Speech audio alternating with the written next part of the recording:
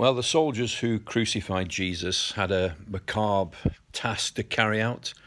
As a little perk on the side, they were able to take anything that the victim owned. And so Jesus fell into their hands and they gamble for the only possessions he had. And that's the very clothes he stood up in. And decide who got what. They gambled to see who took each piece of his clothing. And here's a very deep truth, that Jesus owned nothing, though he was rich beyond all splendor, all for our sake, all for love's sake.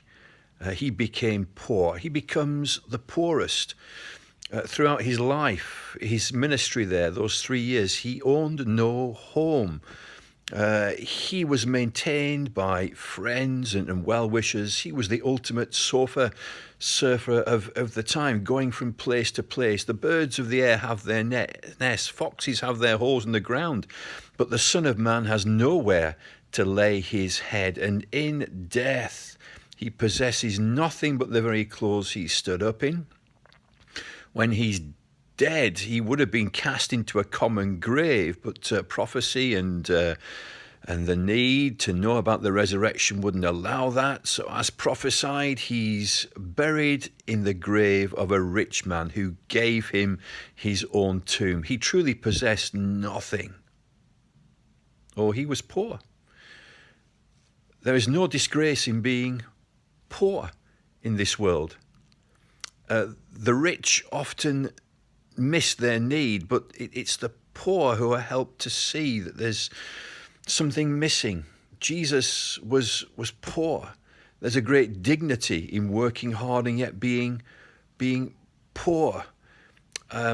For myself personally, for anybody in the world, I would rather be the poorest in this world and yet know Christ as my Saviour than to be the richest multi-billionaire now they are. I think it's Jeff Bezos who has $200 billion. I don't know his spiritual state. Does he have Christ? Does he know sins forgiven? Does he know peace with God?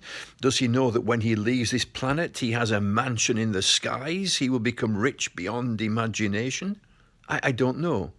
But if he doesn't, I wouldn't swap my position for his. I certainly wouldn't. And I would rather be reduced to utter penury and have Christ than to have all the riches of this world and not have Christ. My friend, this morning, are you rich?